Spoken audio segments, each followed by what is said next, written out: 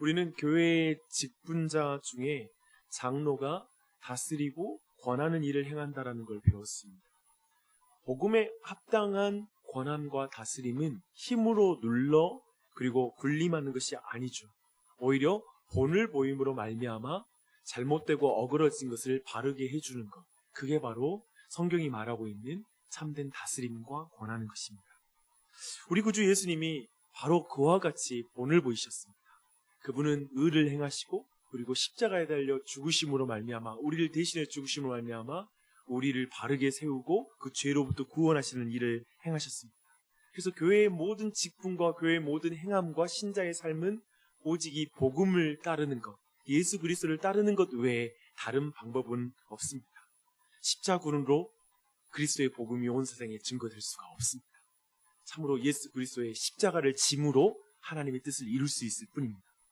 우리가 읽은 이 디모데전서 5장은 이제 목회자가 대상에 따라서 어떻게 그 일, 다스리는 것과 그리고 권한 일을 행하는지를 보여주는 것이 바로 오늘 말씀이 되겠습니다. 우선 1절과 2절 말씀 볼게요.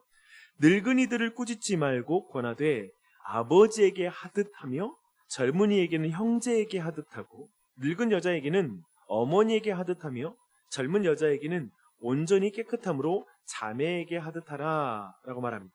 이 말씀은 아마도 권하는 일, 곧 훈계하는 일을 행할 때의 원리인 것으로 보입니다. 왜냐면요, 맨 앞에 나온 나이든 일을 말할 때 꾸짖지 말고 권하라 라고 이렇게 말하고 있기 때문에 전체의 내용이 이 권하는 사역 중심으로 어떻게 할지에 대해서 좀 더 보여주는 것으로 보입니다.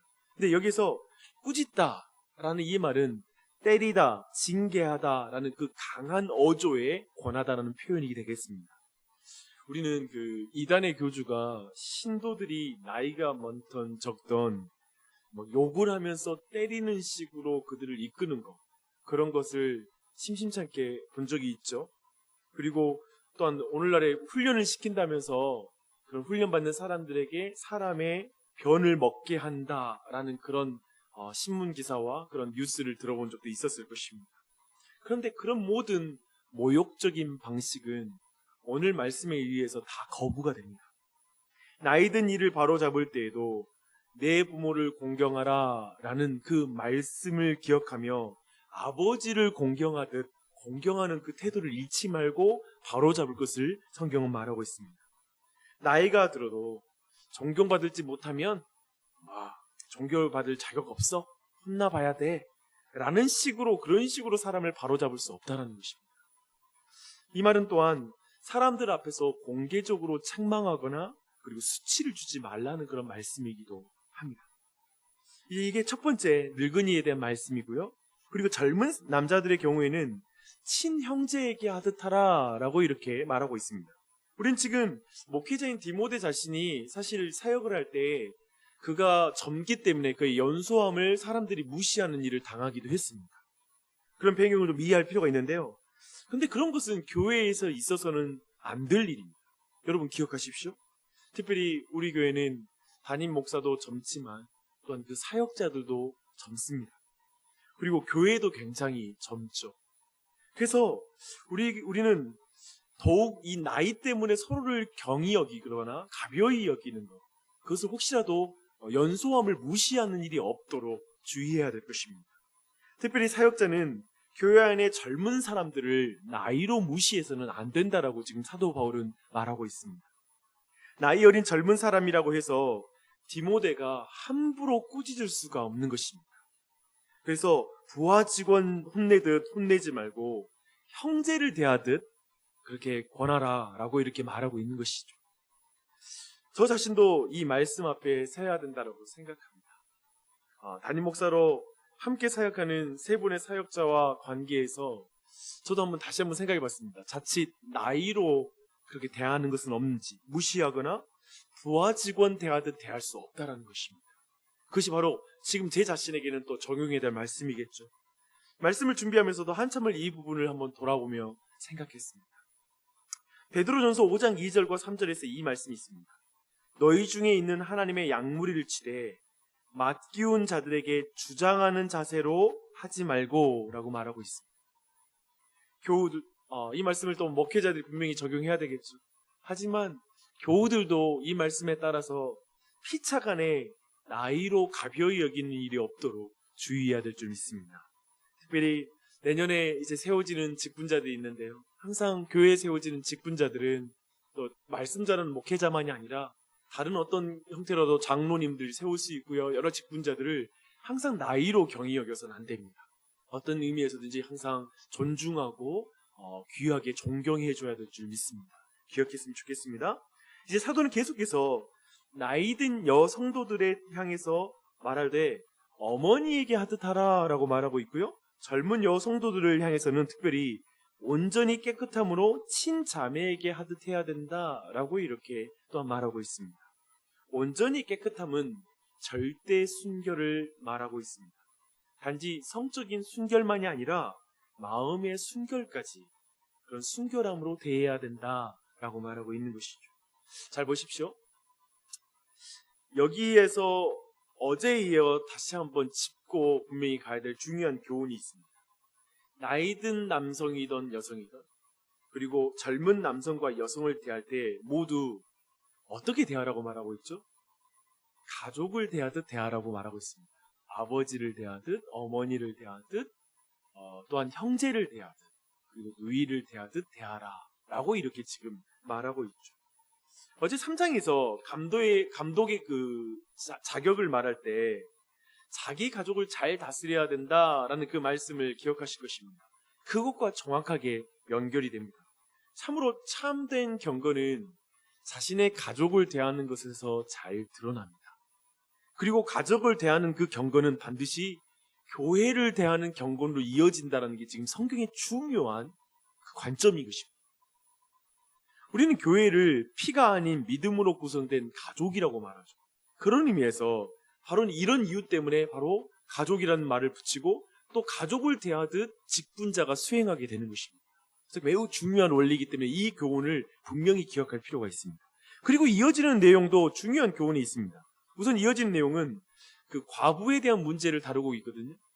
오늘 상세하게 살피진 않겠습니다. 다만 사도가 이 과부의 문제가 굉장히 긴 내용을 가지고 있기 때문에 이 내용을 어떻게 접근하는지만 좀 주목하고 싶습니다.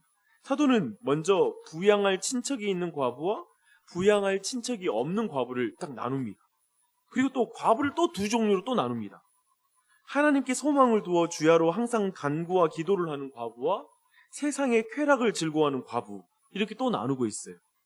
그리고 그에 따라서 목회자가 어떻게 그들을 대해야 되는지를 또한 설명하고 있습니다. 함께 주목하고 싶은 것은 어쩌면 조금은 따분해 보이고 지나치게 보이는 이런 원칙에서 한 가지를 주목해야 됩니다. 양떼의 형편을 부지런히 살피는 목자의 모습을 주목할 필요가 있습니다.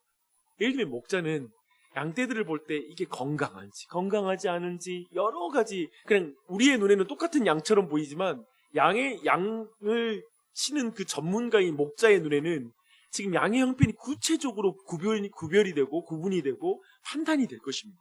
지금 사도 바울은 과부의 문제를 다룰 때 매우 구체적인 구별을 하고 있다는 걸 주목할 필요가 있습니다. 교회라는 곳을 보면요 참 다양한 사람들이 모입니다. 하지만 공동체 안에서 그 형편에 따라서 세심하게 분별을 하고 거기에 맞춰서 목양을 하는 게 참된 목자의 특징이라는 걸 볼 수가 있는 것입니다. 앞에서 우리가 방금 살핀 것도 동일하죠. 남녀노소에 따라서 다르게 대하잖아요. 그 태도와 색깔이 달라지잖아요. 그래서 어떤 상황이라든지 그 삶의 형편 땅에 따라서 그 대하는 목자의 목소리가 바뀌고 표정이 바뀌고 그리고 말하는 말이 바뀌고 하는 그런 것이 바뀐다라는 것이죠. 이것이 바로 잘 다스리는 장로의 모습입니다. 잘 다스리는 직분자의 모습이라고 볼 수 있습니다. 그래서 사도는 다시 이런 장로들을 교회가 어떻게 대해야 되는지를 17절부터 25절까지 말하고 있어요.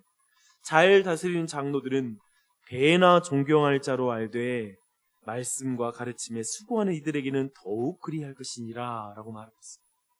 사도는 신명기 25장 4절을 인용해서 전임으로 교회를 섬기는 그런 장로들, 주로 목사들, 그런 사역자들은 마땅히 교회로부터 사례를 받아야 된다라고 가르치고 있습니다. 이것은 17절에 말씀한 존경과 감사의 표시로서의 그런 사례인 것입니다. 그래서 목회자들을 교회에서 생활비를 주잖아요. 우리는 그것을 월급이라 부르지 않고 사례비라고 부릅니다. 왜냐하면 월급은 그저 일한 대가에 대한 그런 지불처럼 느껴진다면, 사례비란 건 존경과 감사의 의미를 담아서 전달하는 것이기 때문에 그렇습니다. 그래서 사례비라는 표현을 써야 돼요. 단순히 인건비다 이런 표현을 교회에서 함부로 쓰는 것이 아닙니다. 그래서 사례비라는 표현을 씁니다. 온 교회가 사례비로 생각할 때 목회자는 하나님이 주신 직분을 거룩하게 감당하게 됩니다. 더욱 신경을 쓰게 돼요. 하지만 월급으로 생각하면 목회자는 사람들이 요구하는 것만 행하게 될 것입니다. 그냥 돈 받은 만큼만 하게 되는 것이죠. 늘 교회는 성경대로 행함으로, 성경이 말하는 가치로 세례를 베풀어 모든 일을 행해야 되는 줄 믿습니다.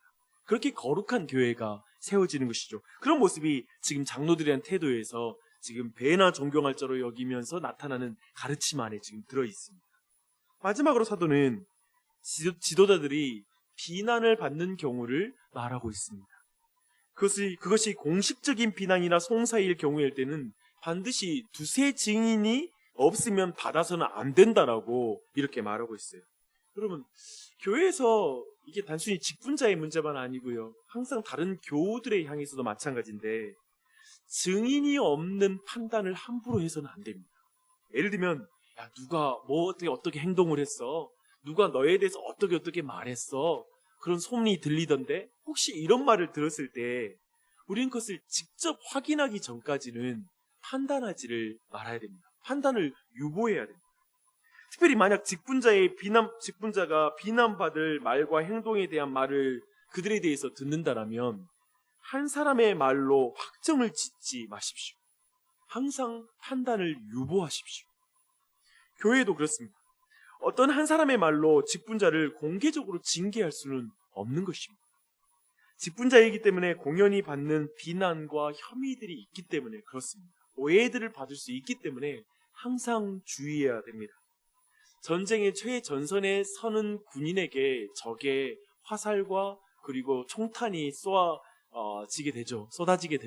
그래서 항상 그런 부분에 있어서 민감하게 지도자들에 대한 말을 조심해야 되는 걸 기억하고, 판단도 조심해야 되는 걸 기억하셨으면 좋겠습니다. 그러나 만일 그 송사가 사실로 드러나면 디모데는 그 사람들을 공개적으로 회중 앞에서 꾸짖어야 한다라고 사도 바울은 말하고 있습니다. 왜냐하면 잘못을 공개적으로 드러내고 바로 잡아줘야 하는 거죠. 왜냐하면 그들의 죄는, 그 직분자들의 죄는 교회 전체 앞에 공개적인 것이기 때문에 그렇습니다. 그래서 성도는 모두가 그 모든 걸 보고 바르게 징계하는 걸 통해서 죄를 두려워하게 해야 된다라고 말하고 있습니다.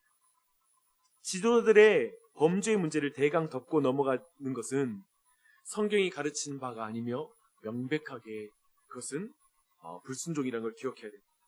그 결과는 죄인들이 죄를 두려워하지 않고 죄를 범하게 되는 결과를 만들 수 있기 때문에 더욱더 지도자들의 죄는 분명하게 다뤄야 되는 것입니다. 지도자가 이렇게 중요하기에 사도는 아무에게나 경솔히 안수하지 말라라고 22절에서 말하고 있습니다. 이것은 성경의 기준에 따라 신중하게 지도자들을 세워야 된다는 걸 강조하는 것입니다. 24절과 25절을 보십시오. 사도는 재차 장로 지도자들을 뽑는 문제에 신중을 기할 것을 말하고 있습니다. 어떤 사람들의 죄는 밝히 드러나서 먼저 심판을 그리고 판단을 받지만 어떤 사람들의 죄는 시간이 지나서야 드러난다는 거예요.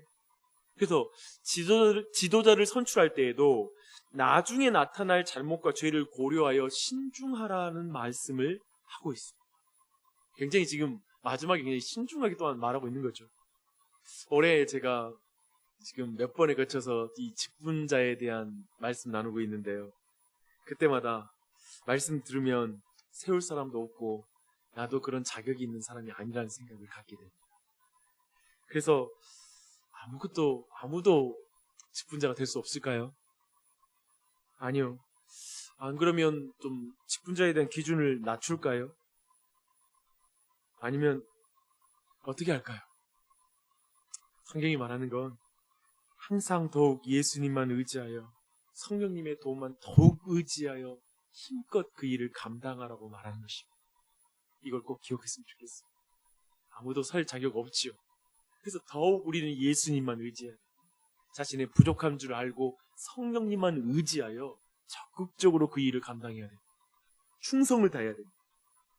그리고 여러분 또한 또 직분자들을 위해서 이 시간 또한 기도할 때 성령님으로 충만하여 양떼들을 부지런히 살피게 해달라고 간절히 기도해 주십시오.